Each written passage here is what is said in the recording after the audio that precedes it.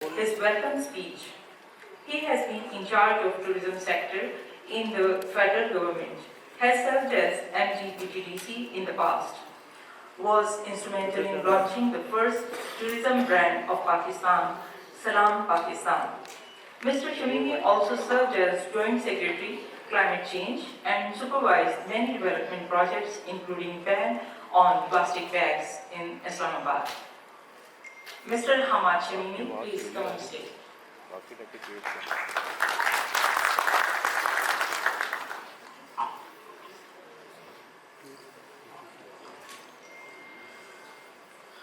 Bismillahirrahmanirrahim.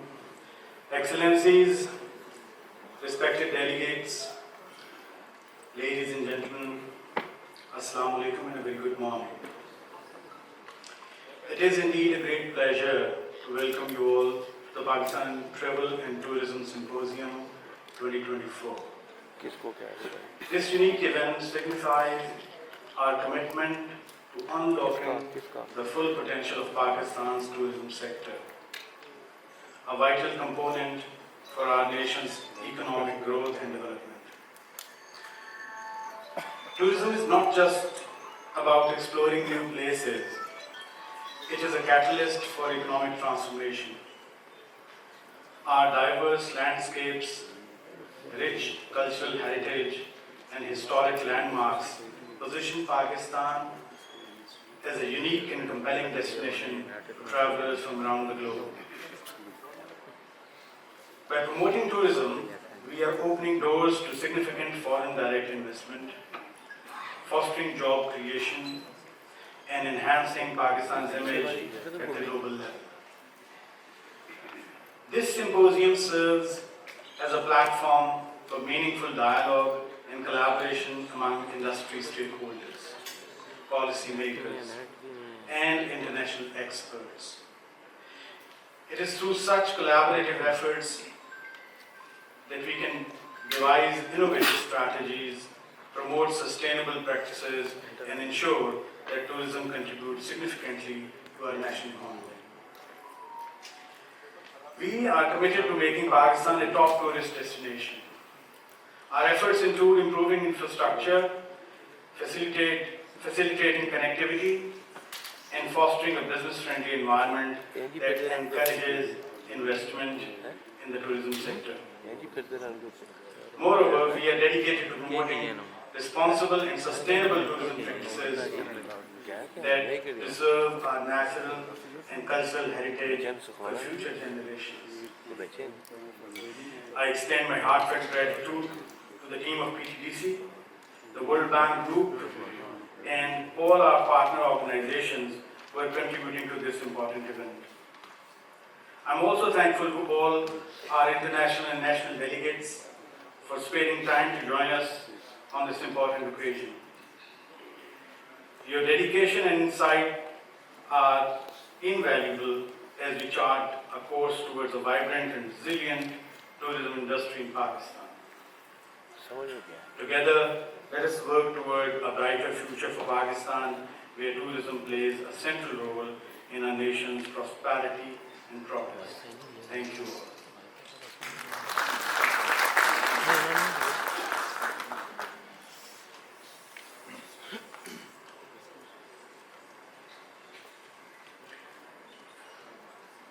Thank you, Hamad Shamimi Sahab.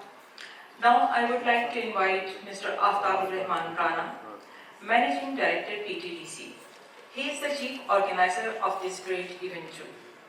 He has been associated with tourism industry since 1988. There he served in different capacities in tourism sector. He is a well-known figure in tourism sector due to his pioneering efforts for the promotion of sustainable tourism in Pakistan. He has vast experience of tourism policy, development, destination development, tourism planning, capacity building, marketing and promotion. Over the last 3 years, he has made tremendous efforts to bridge the gap between public and private sectors through a reform process in PTDC. His efforts in the field of tourism have been recognized nationally and internationally. He has received a number of awards, including Commonwealth Asia Award for Excellence, Please welcome Mr. Aftabur Rahman Rana for conference opening presentation.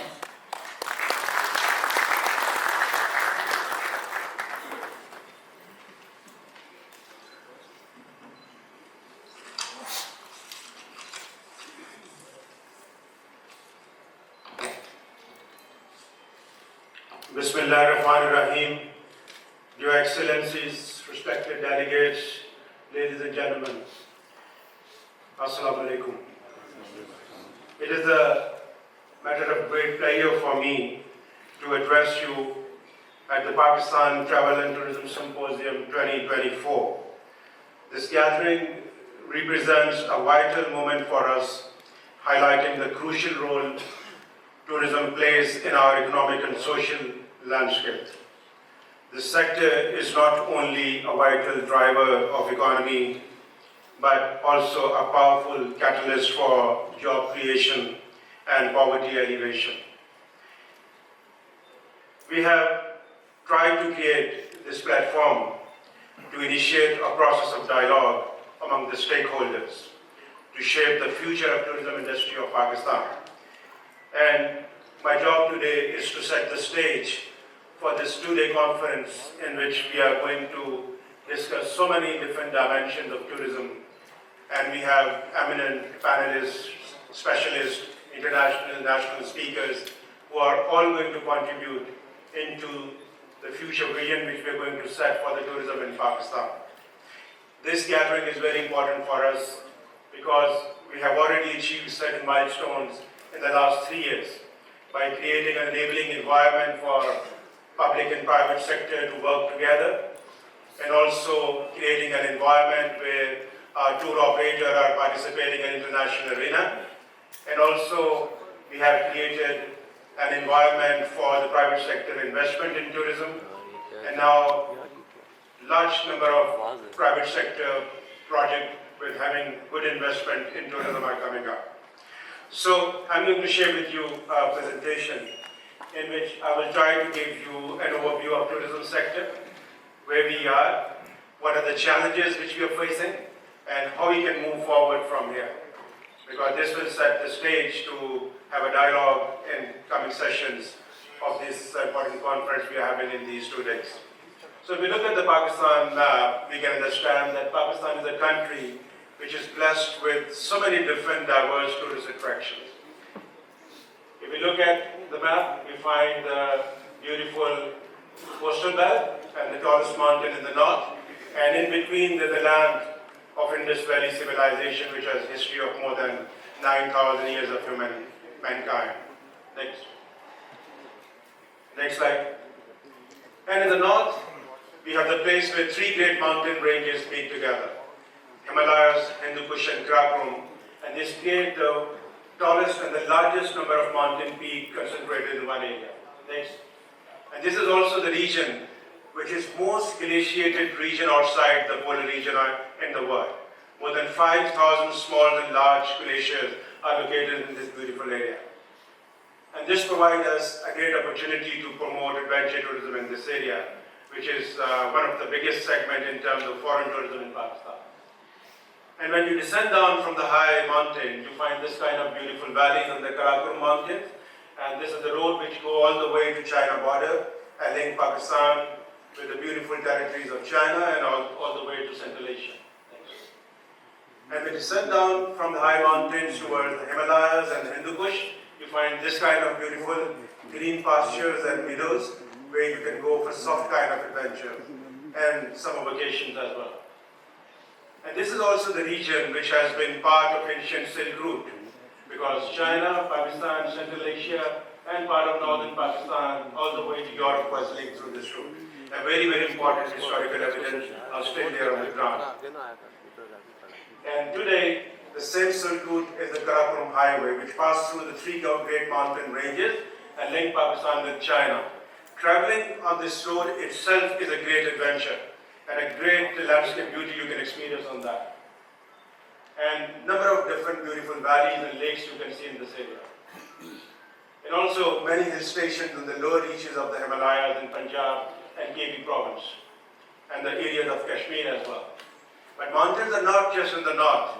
We have mountains all the way up to the coastal line. Even in the Balochistan areas, we have the beautiful rocky landscape on one side, and then the coastal belt, which is more than 700 kilometers long, and the beautiful sandy beaches. And this is the Makran coast, which we are now hoping to develop as a place for marine and coastal tourism based on the community-based tourism.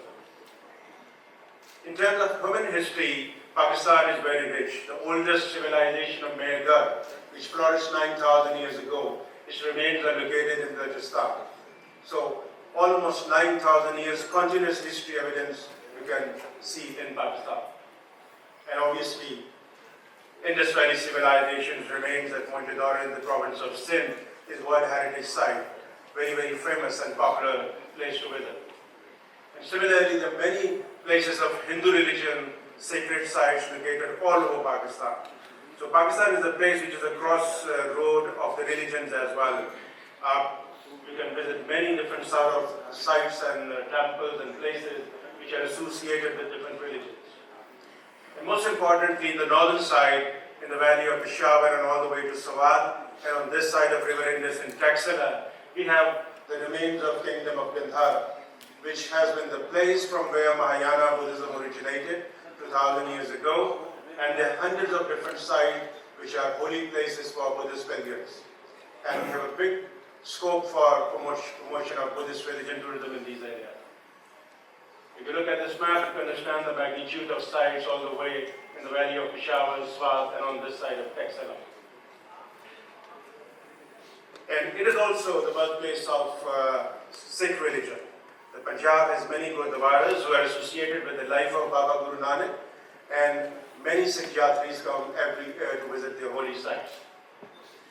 And Pakistan has many historical cities as well, like the city of Lahore, which is hub of Mughal heritage, Peshawar, Multan, Faisalabad, Uch Sharif, Bahawalpur, Hyderabad, Karachi. So lots of different cities are having great potential for urban and city tourism, which has long history, a very vibrant culture, and also a lot of festivity which can be witnessed in these areas.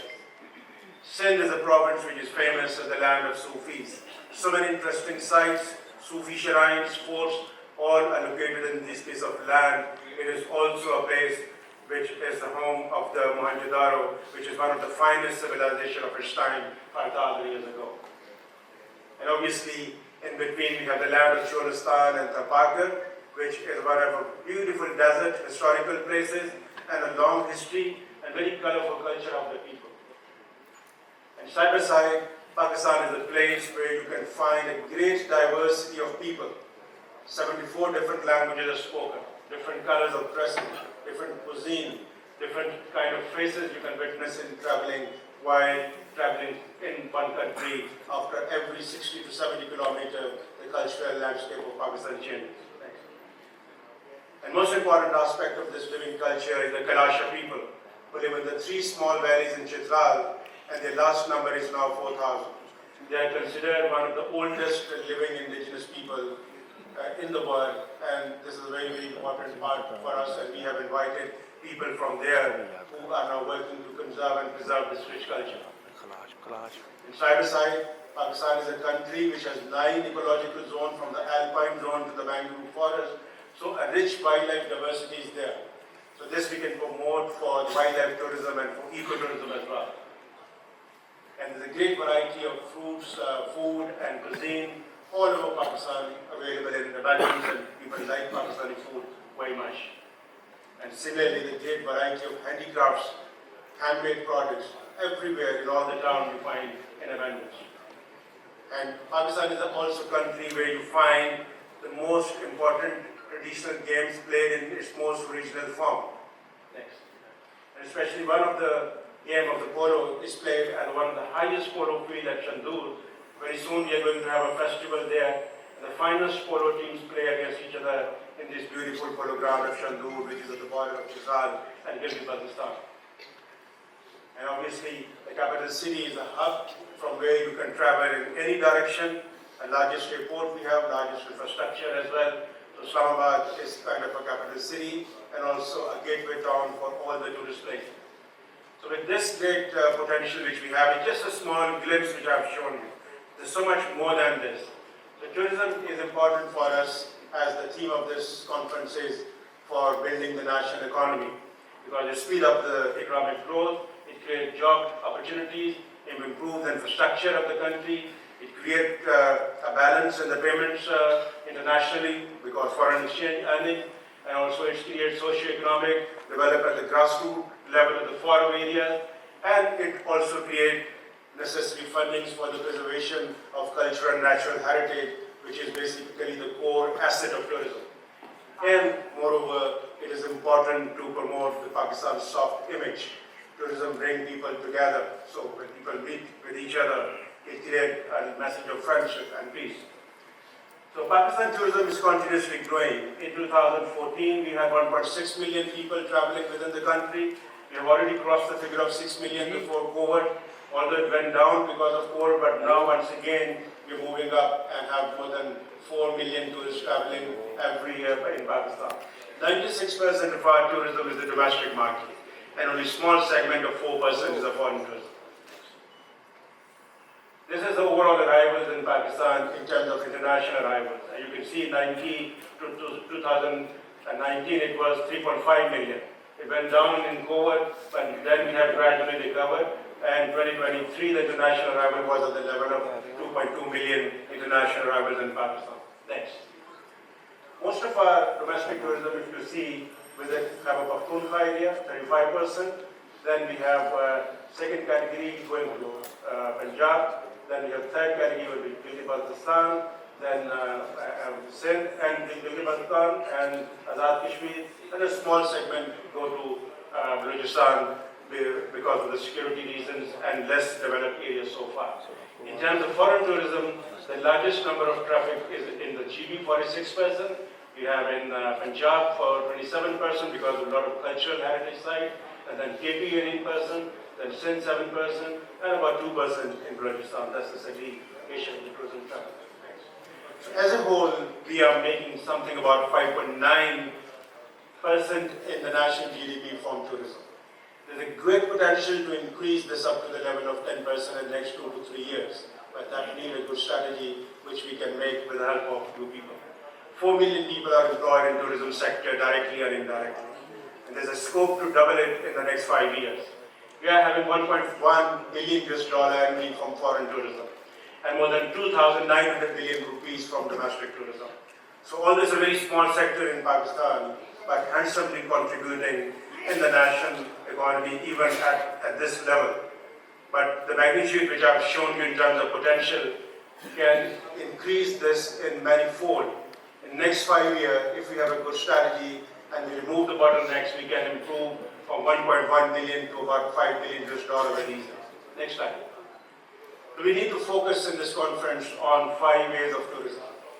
These are the main components on which we need to work: attraction, accessibility, accommodation, activities, and amenities, because they are the components which actually build your tourism product. Next. For example, attractions, we have so many in terms of cultural, natural assets and everything, but we need to look into how we need to improve these attractions, preserve them better, and create a kind of a sustainable model in which we could utilize these sites for a longer period of time in terms of destroying them. Next. And then accessibility. Once you have attraction, you need to have accessibility to those places. We need to see what are the challenges, how good we are in providing access to tourist places. Access to Pakistan, first of all. Are we well connected with the rest of the world?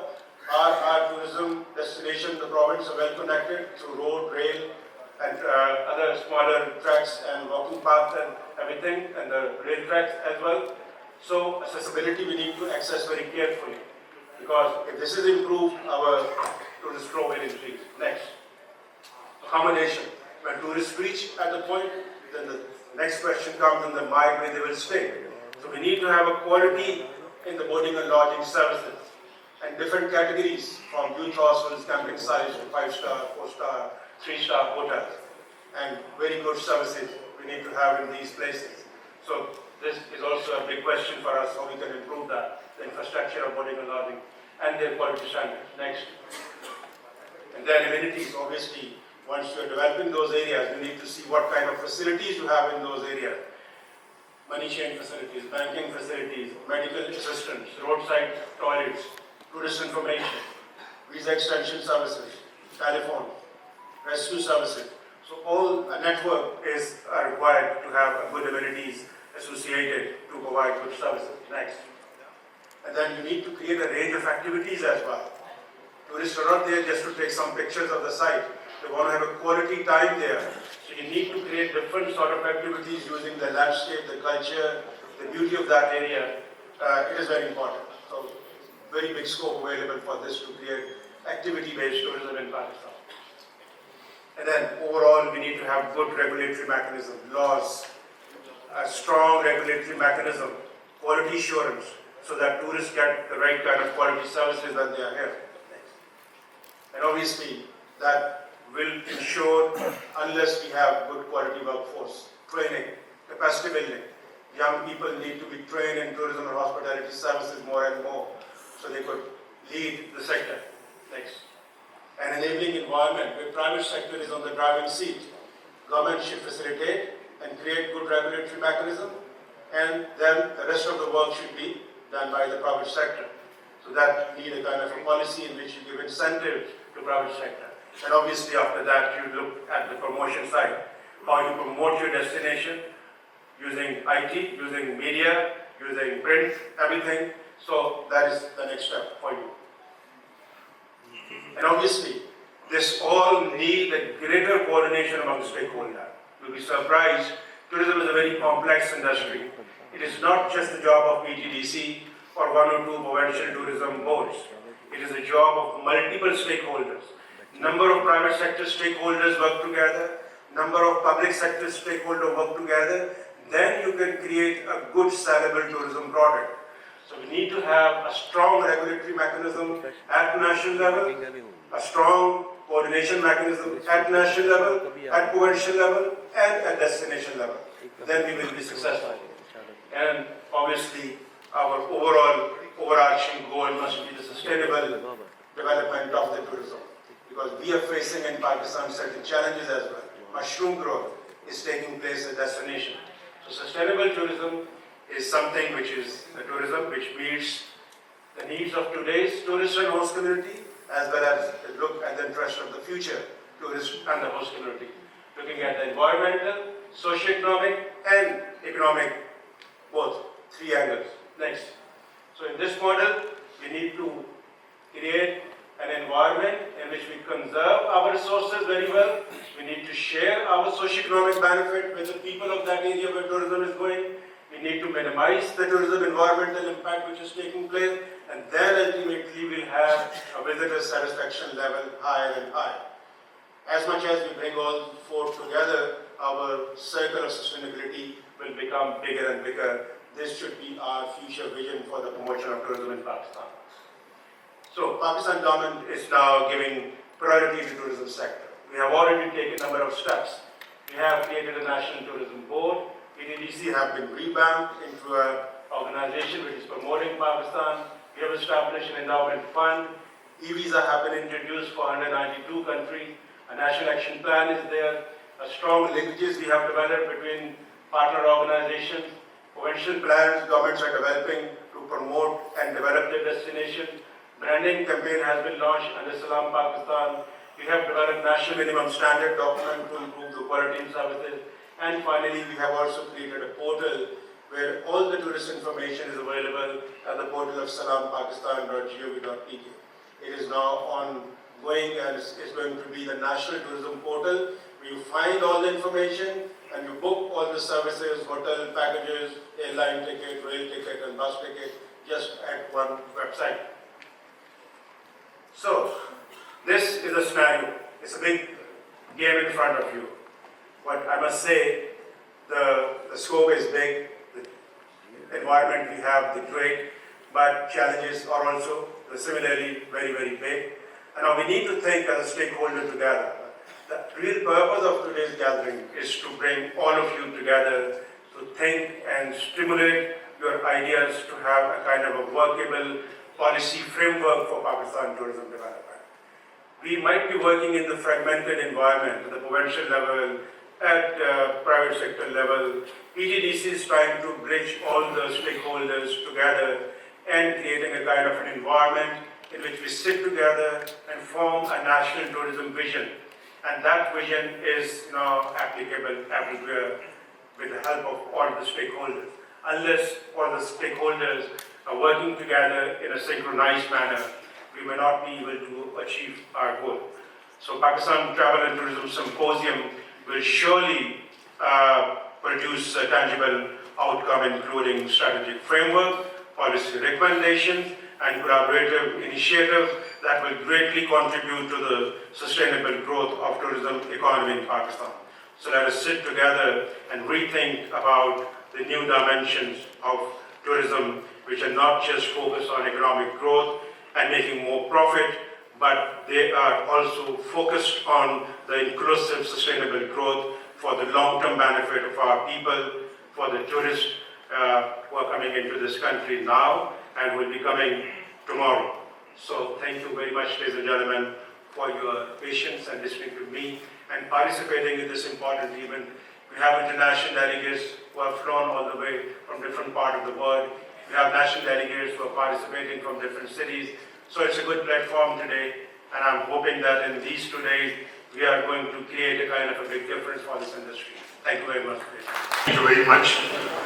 On a lighter note, I would suggest to Aftab Rana Sahib that next time have a late lunch so that the audience stay back.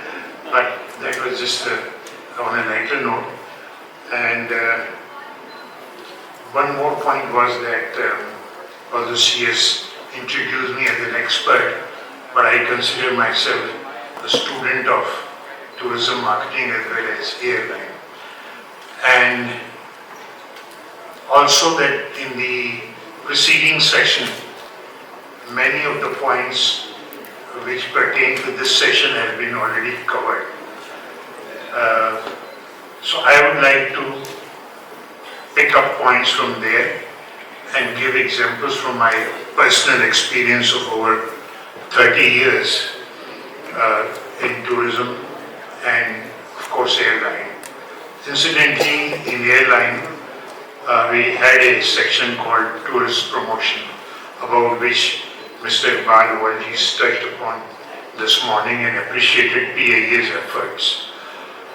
And I'm very honored that I had headed that section for a very long time. Because of that, she forgot to introduce, I was also called upon to become Managing Director of Pakistan Tourism Development Corporation. And I'm grateful to Prime Minister that he has nominated me to the Board of Directors of PTDC last year. And before I proceed further, I'd like to really appreciate Mr. Aftab Rana for a very excellent, not only presentation, but reorganization of PTDC. And this is coming from my heart. Otherwise, those of you present know me that I'm very always blunt in speaking out my mind. The credit to Rana Sahib and the presentation he made and the 5 A's he touched upon are very apt. It covered almost everything under the sun concerning tourism in Pakistan. One figure which I noticed very pertinent, that 96% of our tourists are domestic, which is encouraging and at the same time thought-provoking, that we have to do more to attract international tourists here. And there where the question of connectivity comes, but I think I'll deal upon it later.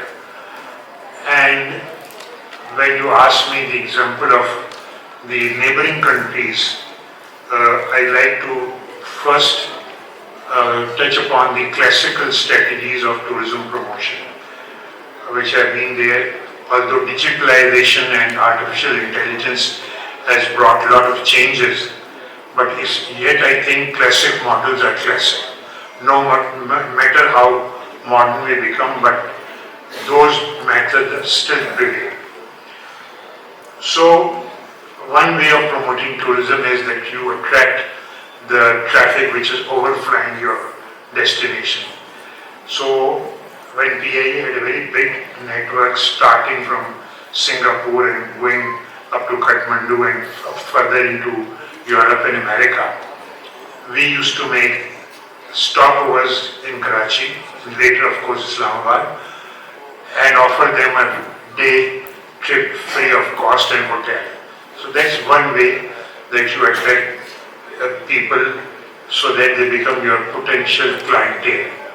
Even now after COVID, we see that Turkish airline, which has a lot of capacity mounted out of Pakistan, are offering a day free trip as a stopover tour. So that is the first stage.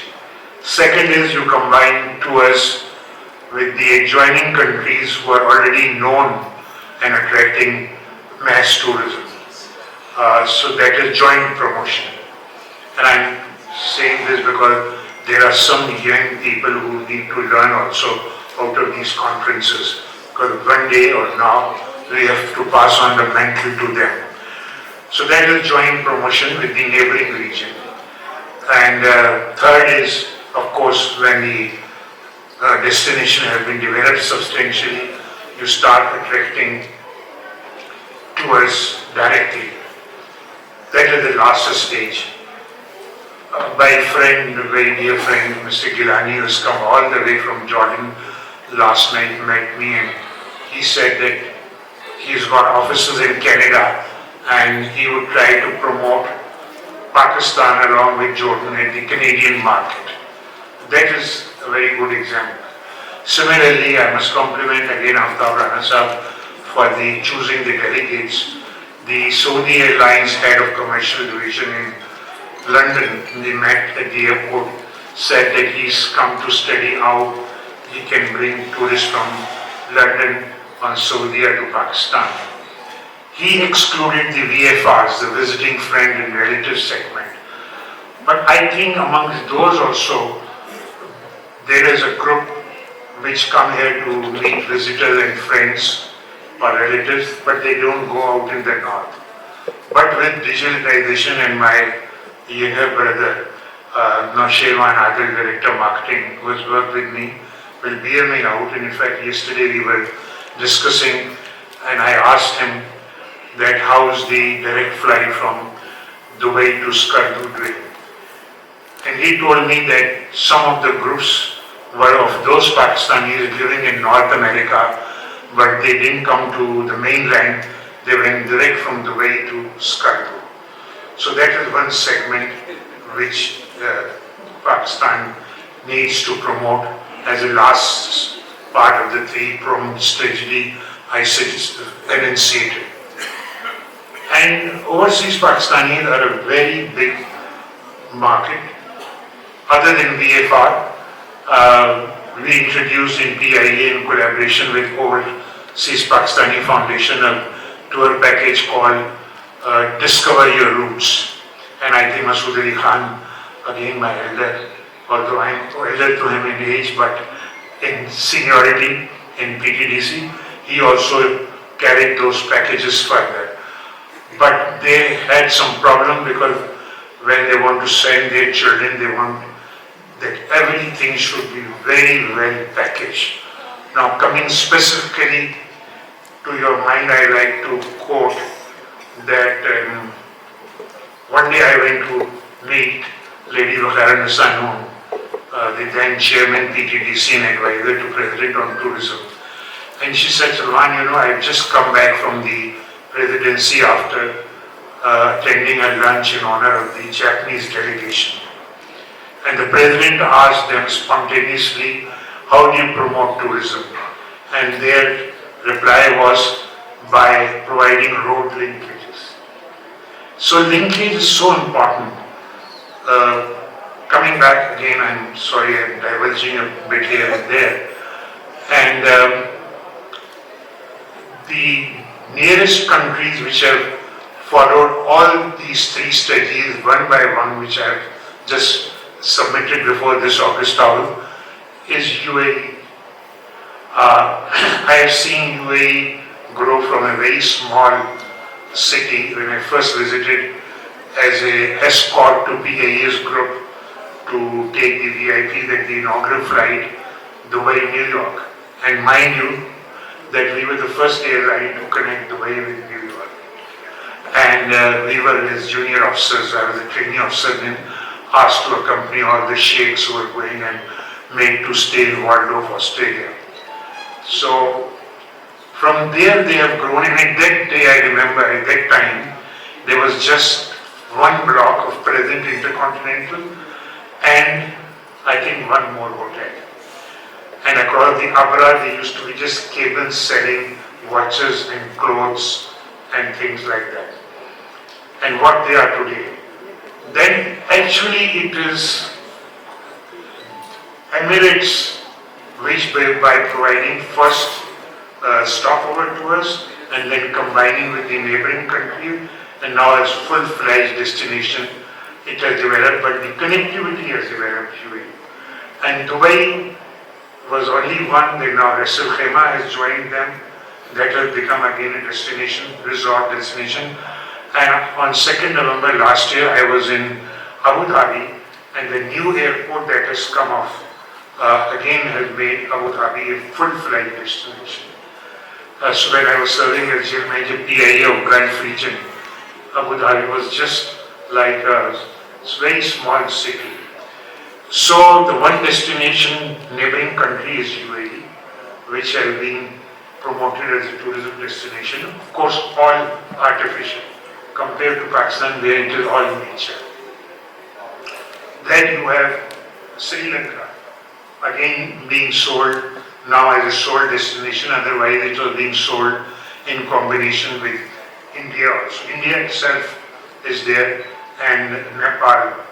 And for Pakistan, the strategy should be again these 1, 2, 3 which I submitted singularly in combination after the stopover, and then with a single destination. Because now people who used to go for trekking, which is our product, mountaineering and trekking, Nepal is saturated. People are fed up of going again and again of those treks. So they want a new and a fresh product. Once we invited travel writers from Daily Telegraph, Guardian, BBC, and when they were going, I used to meet them for briefing and debriefing. So the point they gave me in debriefing, and they were very well-known travel writers. They said first that your airport security force is absolutely alert, very nice. It used to be at that time. Secondly, your tourism product has not been spoiled yet, and your people are very, very friendly. All these three combinations, and very natural.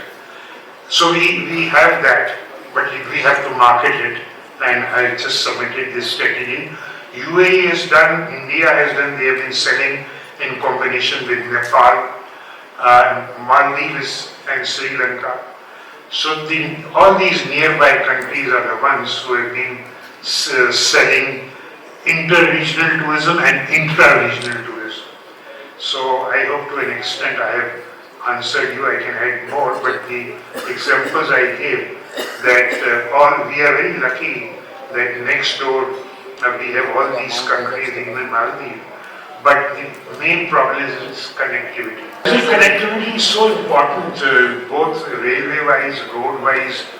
Of course, shipping, we should not talk about it at the moment.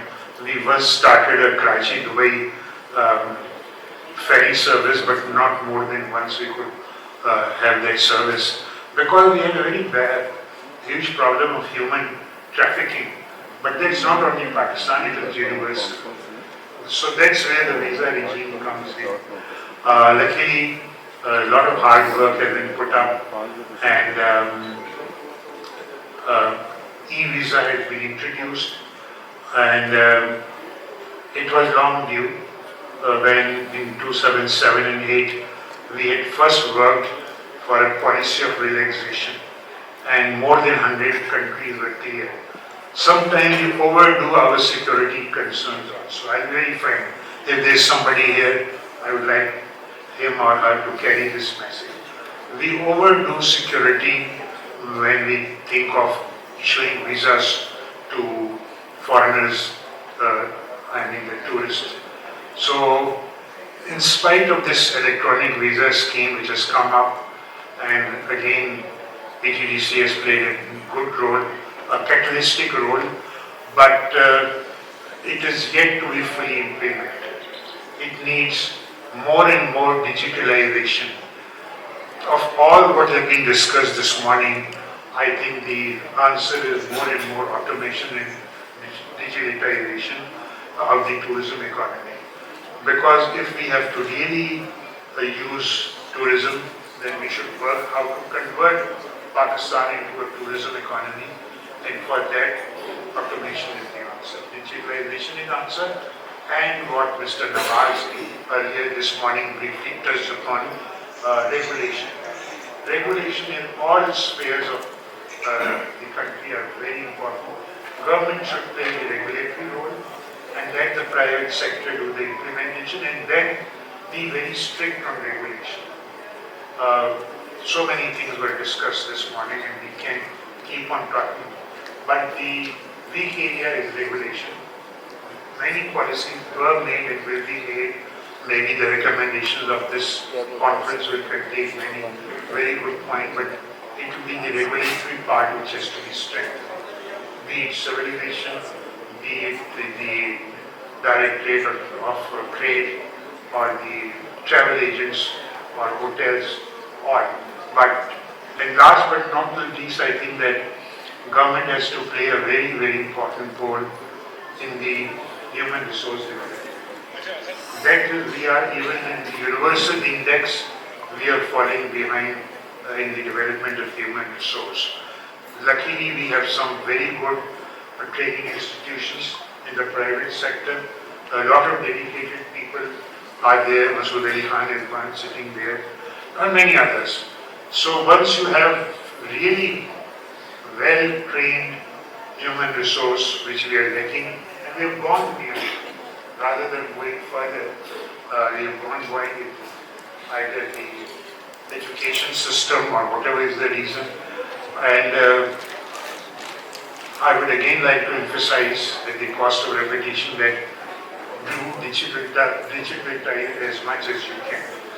The visa will become effective if, due to automation, you are able to issue them within the span of time which has been notified. And similarly, when you come to the private sector, rather than government giving them bank loans or asking State Bank to give them a soft line like you did in COVID for the small entrepreneurs, it's better that you assist them, and maybe Masood al-Mulk will agree or disagree with me,